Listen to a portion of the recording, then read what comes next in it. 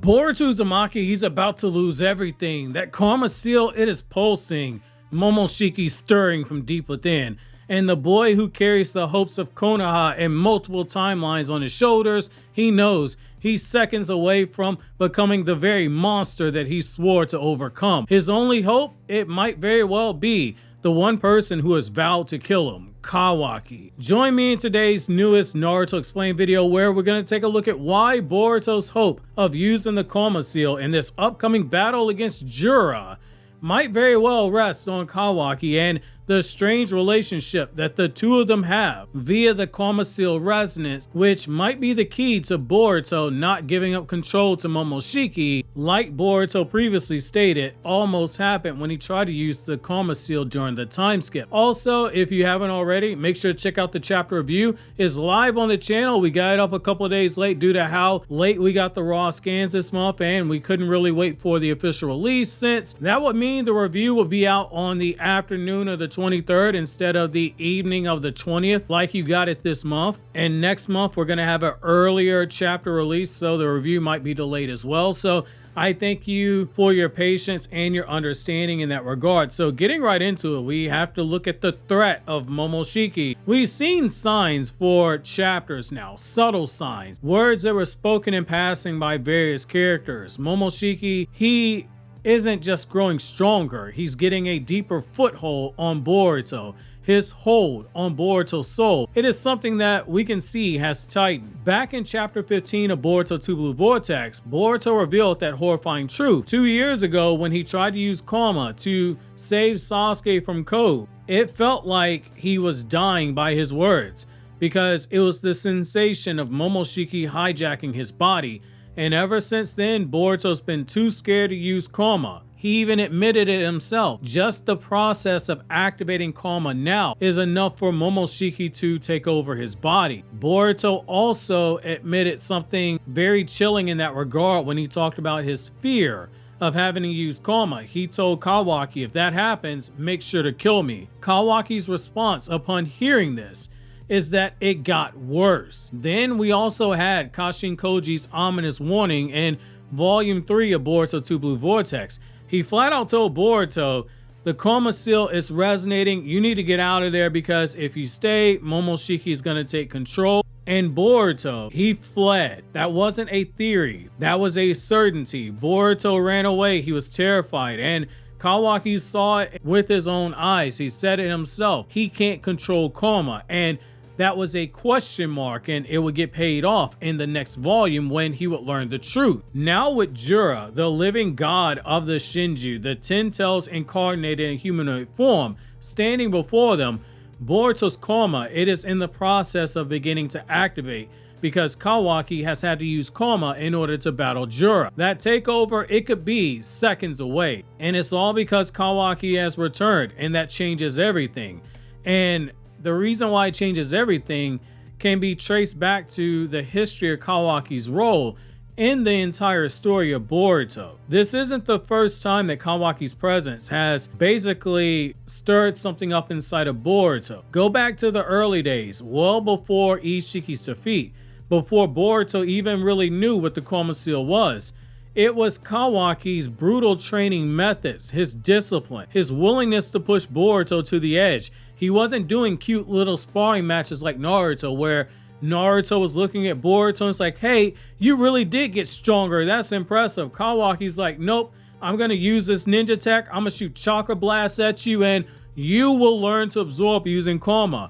Kawaki basically used a watered down version of training that Jigen gave to him. I'll beat you within an inch of your life and you'll figure it out. Obviously, he didn't beat Boruto within an inch of his life, but you get the comparison there. That ultimately helped Boruto learn to use karma without succumbing to anything. After Ishiki's death, remember when they were in that Momoshiki dimension that Boruto teleported everybody to? They were trapped, they were confused, they were powerless. Sasuke even said it after Boruto opened up the portal, they did it on a fluke. However, it ain't really a fluke when you think about it. Under Kawaki's pressure, when they were bickering back and forth, Boruto unlocked something vital, the ability to open up portals using the karma seal and that allowed them to teleport away to safety. Once again, it was Kawaki. Even without the Koma seal, Kawaki still stirred something deep inside of Boruto. That isn't a random occurrence. When you see something happen multiple times over,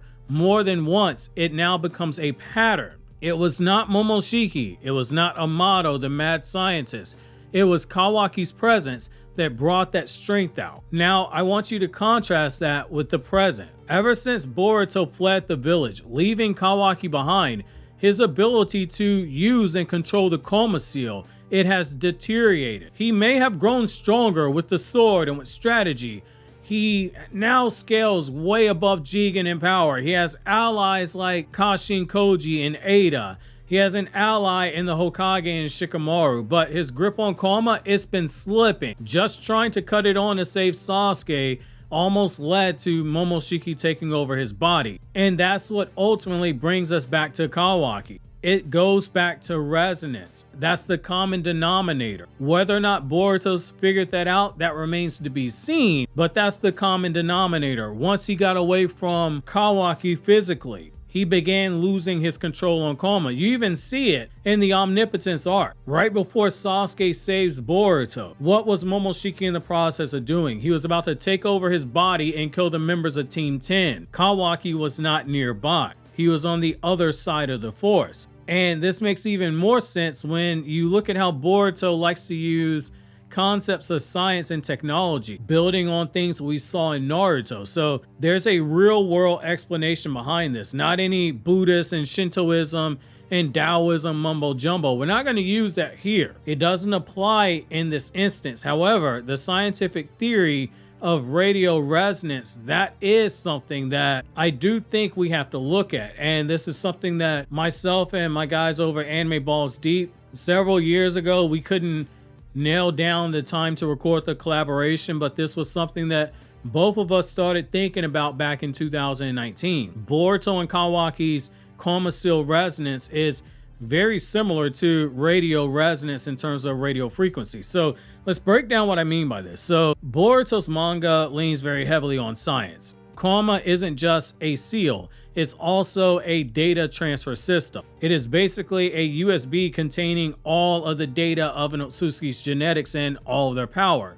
When it doesn't have the genetics, it basically is used as a power-up. It is a compressed packet of alien consciousness. And when Koma resonates, it's like a radio frequency transmission. When Boruto and Kawaki were doing the sign of reconciliation after the sparring match, we saw a brief resonance. Momoshiki was shown as a silhouette watching both of them.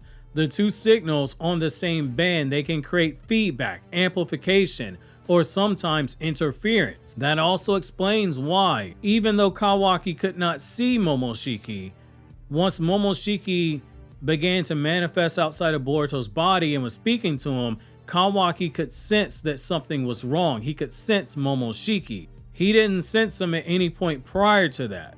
But once Momoshiki began to manifest inside of that hideout, that was resonance. Think about it for a second. Boruto and Kawaki, they both share a Koma. Both are derived from the Otsutsuki in that regard. When their Koma seals resonate, it causes a verifiable spike in power. We've seen both of them get increases being in the presence of one another. The Boro fight was a great example of that. But it can also cause interference when you use the scientific method. The interference basically means scrambling the signal, and in this case the signal would also be Momoshiki. In chapter 23, it builds on what we were told in chapter 15, that Momoshiki's emergence from Boruto was basically imminent. If Boruto ever used Koma, Momoshiki would hijack based on what we're told. But if Kawaki's Koma is interacting with Boruto's at just the right pattern, it could distort the hijack system, buying Boruto the crucial seconds of clarity. And this is important to take note of because, as we've established before, there's a lot of elements with the Koma seal that really gives off the strong implication that the Koma seal itself is deeply related to Yin chakra. Yin chakra being things like the Byakugan and the shadow possession jutsu, the mind transmission jutsu, the Byakugan, Sharingan, those are all yin related powers. The Karma Seal shares some similarities, especially given the Otsutsuki connection. Imagine a tuning fork hitting the right note that cancels out another frequency. That's Kawaki's potential here. He isn't just a backup fighter. He could be Boruto's spiritual jammer, Boruto's own personal Otsutsuki jammer in this instance here. This also is important to look at because it's also setting Kawaki up for a couple of roles, one of which is being an anchor. This isn't just about power or interference, it's about who Kawaki is to Boruto. To everyone else, karma, it is a curse, but to Kawaki, it's a responsibility. It is a power that he wants to use to be able to take down Otsutsuki. Karma is also something he knows he needs in order to fulfill his promise to Boruto. He told Boruto, he promised him, if Momoshiki ever hijacked, he would end him personally without hesitation, and he doubled down on it in the last chapter. Something has changed. In chapter 23, Kawaki didn't just rush into the battle.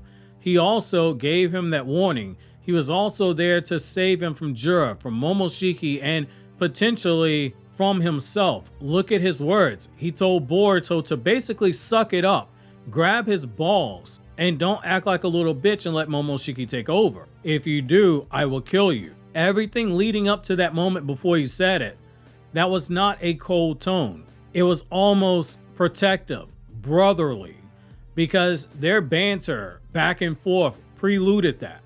That was very intentional writing. There's still an emotional connection between Boruto and Kawaki. Kawaki says he wants to kill him, but that emotional connection is there. It is the same one that is forged in blood and sweat and trauma. It is exactly what could be used to keep Boruto grounded. Kawaki is that anchor for him, that one force that might be strong enough via karma resonance to keep Momoshiki from pulling Boruto under. And this gets even more interesting when you look at how Kawaki and Boruto's characters, they very strongly touch on the themes of duality and destiny, and that's the irony. Boruto once said he would not under any circumstances kill Kawaki in order to save the future. Kashin Koji made a face when he heard that. That was not done by mistake. Kawaki also once vowed to kill Boruto in order to stop Momoshiki. He vowed to kill Boruto in order to protect Naruto. He's already done it once. But right now, the truth, it is more clear than ever before. They need each other. Boruto losing control because he's drifting from the person who was always forced to stay sharp when he was in the presence of, that person being Kawaki, and Kawaki falling into darkness because the one person who always believed in him, especially once Kawaki proved himself to Boruto, that person was gone. Distance has affected both of them because of omnipotence. And that also fits into what Momoshiki said. Those who are immune to omnipotence are destined to suffer. Boruto and Kawaki are suffering depending on what your scope of suffering is. In this moment, this battle against Jura, this is where it all comes full circle. Boruto is teetering on the edge of being consumed by a god. Kawaki standing beside him, not as an executioner, despite his words saying he would do it. He is also a teether to Boruto's humanity. This is not just a fight that we're getting. It's a reunion, and it might be the only reason Boruto survives with his soul intact. Kawaki might be the only thing standing between Boruto and total possession by Momoshiki. Through that harsh training that we've seen in the past, through the raw emotional bonds that are still there, and the literal science of karma resonance in the form of radio wave frequencies, Kawaki isn't just Boruto's rival anymore, and vice versa. He is the only one who can stop Boruto from becoming the very thing they both swore to destroy. And it should be worth noting, going back to part 1, both of them vowed to free each other of the curse of karma. Right now, only Kawaki's been free. Boruto still has to be freed, and that's the twist. In trying to save each other, they might end up saving the entire world. Obviously, if you enjoyed this video, click here on the left to check out that Boruto chapter review, or if you want to hear me talk about other anime and manga, doing explain videos and lore videos, video essays, and things that nature, you really want to check out my other 2 anime channels over here on the right side of your screen.